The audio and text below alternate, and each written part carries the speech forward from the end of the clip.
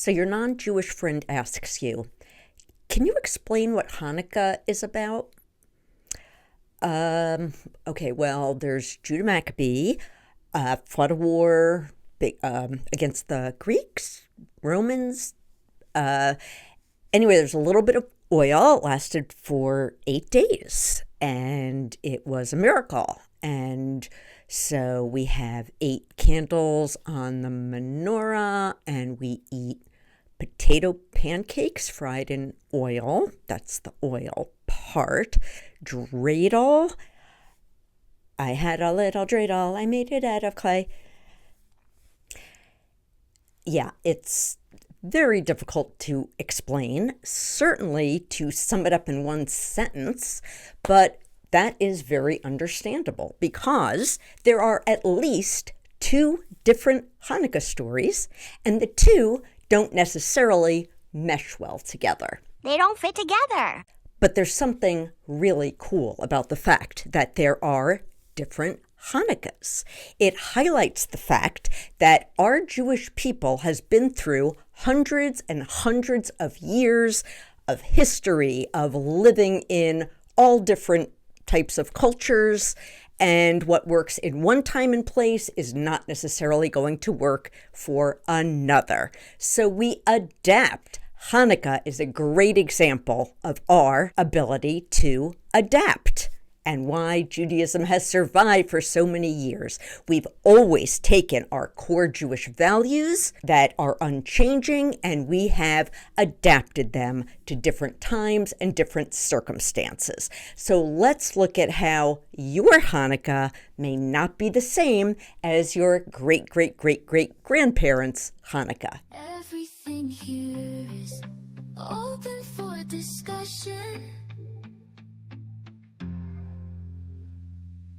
To understand Hanukkah, we have to look at its context. And one piece of that context is very simply the season of the Hanukkah festival. It's dark, it's cold, at least for half of the planet. Ice and snow will cover the entire northern hemisphere. To many people, it's depressing. So of course it makes sense for people to celebrate light during the darkest days around the winter solstice.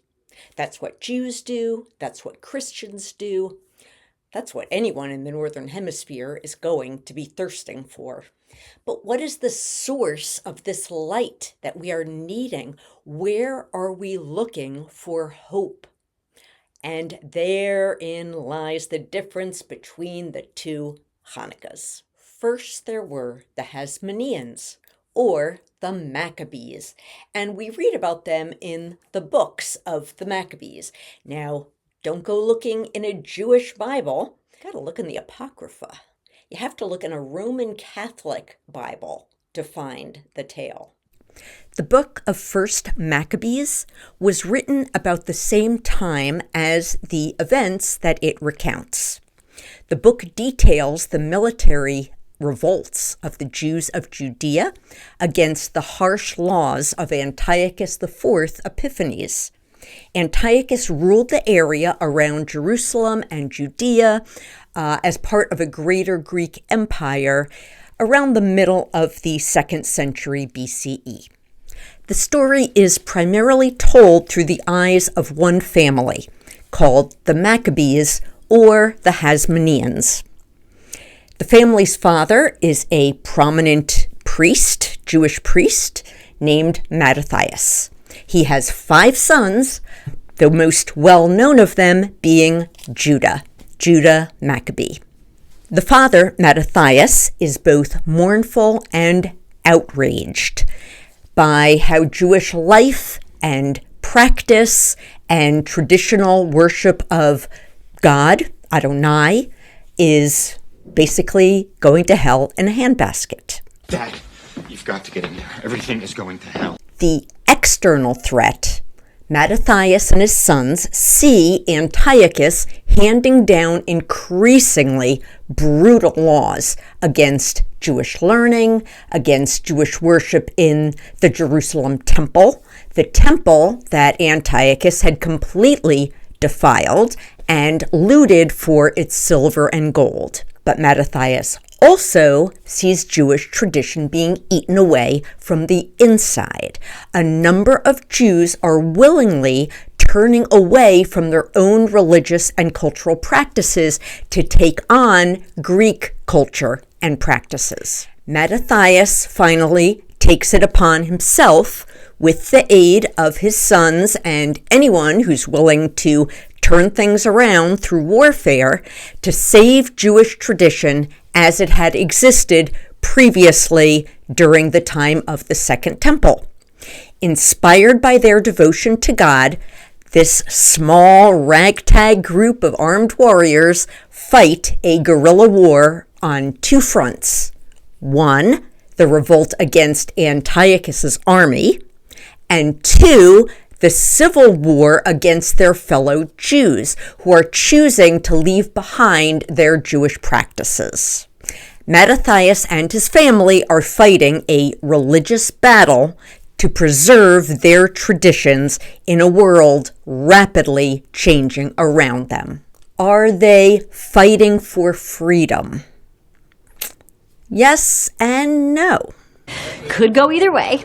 They are fighting against a king who is using his army to wipe out any unique individual cultures within his borders. So, in a sense, yes, they are fighting for the freedom to express one's self as a minority religion. And also, they are fighting against their fellow Jews, who are choosing to give up their traditions and embrace Greek ways. Their mission is to fight for the Jewish God, even as their actions deny the agency of other Jews who disagree with them. So the Maccabees are a mixed bag, all in all. This small band of guerrilla fighters do end up winning back control of the Jerusalem temple and restoring it to its holy status. They celebrate their victory for Jewish life and for their God with an 8-day festival of joyous celebration in which they decorate the temple with, as we read in 1 Maccabees, little shields and gold crowns. In the second book of Maccabees, written in Greek a few hundred years after the events, the 8-day Hanukkah celebration is attributed to the fact that they had completely missed out on celebrating the harvest festival of Sukkot back in the fall when they were hiding out in caves and mountains and fighting their battles. So now, in the middle of the winter, they now bring their branches, a celebration of Sukkot, bringing various branches to the temple, and they have a belated Sukkot celebration that would come every year at the same time. So, if we only look at the books of the Maccabees, we might say, our holiday of Hanukkah is a celebration of hope that comes from fighting for freedom from tyranny with the help of God. But the story doesn't end there, because history moves forward and Judaism is a very long-running and evolving thing. Everything changes. Let's move ahead past the destruction of the Second Temple by the Romans in the year 70 CE and into post-Temple Jerusalem. Now, this time period is called the Rabbinic period because in the centuries that followed the Roman takeover of Jerusalem, Jews were no longer able to govern themselves. The temple was destroyed along with the priesthood, all the temple rituals and sacrifices, and generally what Jews thought of as unifying the people of Adonai, of God. So a number of teachers and scholars and religious leaders had to come together in Jewish centers around the greater region to create new ways to keep our holy values alive, lived out in a new modern time after the temple and priesthood were gone. These early centuries of the reshaping of Jewish tradition is called the Rabbinic period. By the year 500 CE, we see this explanation of Hanukkah in a collection of early rabbinic teachings about the Sabbath. It says, "What is Hanukkah? That which our sages taught. On the 25th of the Jewish month of Kislev, the days of Hanukkah, they are 8. Do not mourn on them. Do not fast on them. For when the Greeks entered the temple, they polluted all the oils in the temple. And when the Hasmonean dynasty overcame and defeated them, they checked and they found but one cruse of oil that was set in place with the seal of the high priest. But there was only enough to light a single day. A miracle was done with it, and they lit from it for 8 days. The following year, the sages fixed those days, making them holidays for praise and thanksgiving." Why are the military achievements of the Maccabees barely even mentioned? Where's the idea of the 8 days making up for a lost Sukkot? And what's this oil thing? What's going on? I don't understand what happened. The miraculous victory of hope and light over darkness is still there, but the form it has taken is changed. Hanukkah is no longer, again, this is about 600 years after the events of Hanukkah, it's no longer primarily the celebration of a military win initiated by the priestly Maccabee family. Why? So many reasons. 1. The early temple rabbis were not fans of the Hasmoneans, the Maccabees. Over time, the Hasmonean leaders took on more power than they should have. They took both religious and political power, thus messing with the balance that one requires to have healthy leadership. 2, the early rabbis were part of a group called Pharisees, a religious party that was more open to new ideas, more populist, less gatekeeping of Torah teachings than the Sadducees, a rival elitist group of Jewish leaders.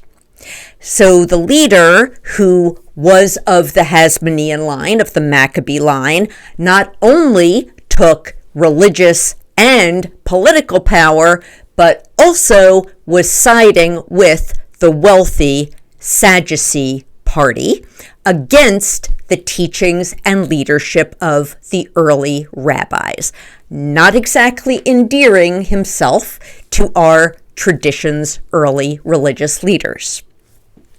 And 3, politics aside, the Jewish world had completely changed since the time of the Maccabee revolt against Antiochus. Remember, several hundred years had passed. The temple had been destroyed.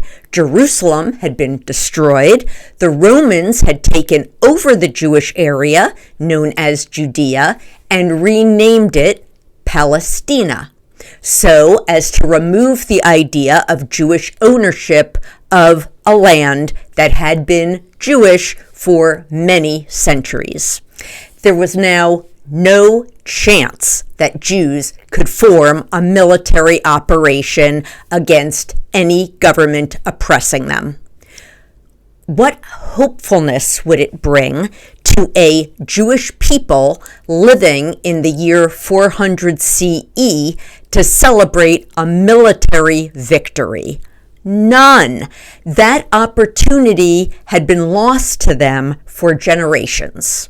Where was Jewish hope now? Where was the Jewish light in the darkness they found themselves in?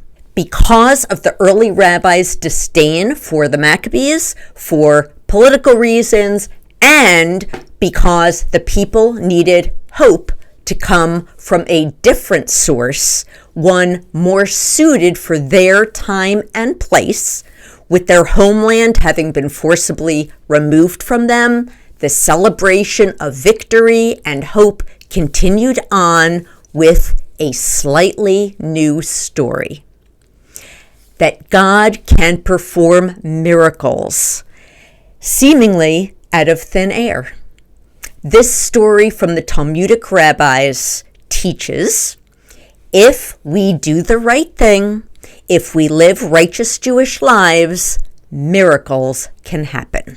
So evolved one of our beloved holidays into a new era, and that era continued for almost 2,000 years, as Jews lived in many places and cultures around the world, always living as a minority, always subject to the whims of non-Jewish governments, including the Jews who lived in Jerusalem, until 1948 CE, when Jews were once again allowed self-rule in a modern country of Israel. And you could guess what happened to the holiday of Hanukkah in an Israel restored. Modern Israel is able to celebrate the ability to defend itself against persecution. The Maccabees are seen as heroes, even though many modern Israelis would not consider themselves religious. The Maccabees' legacy became one of a defense against political tyranny and a fight to be ourselves without the fear of persecution from a greater ruling power. One may or may not add a God component, depending on what one believes. So now we're back to the first question. What does it all mean? How do we form a clear, concise response to someone asking us, what is Hanukkah? Let's put all this together. What ties all of this together is a Jewish sense of light and hopefulness during a time of darkness, whether the darkness is personal or global. It doesn't matter what you may believe about God or holiness. You may believe in a personal God who makes miracles. If you believe in a being who can defy natural law in a miraculous way, you may have a sense of godliness, which is rooted in a sense of solid values. You may see godliness as human beings coming together to work for the common good. You may see God as an energy of love, or fairness, or compassion.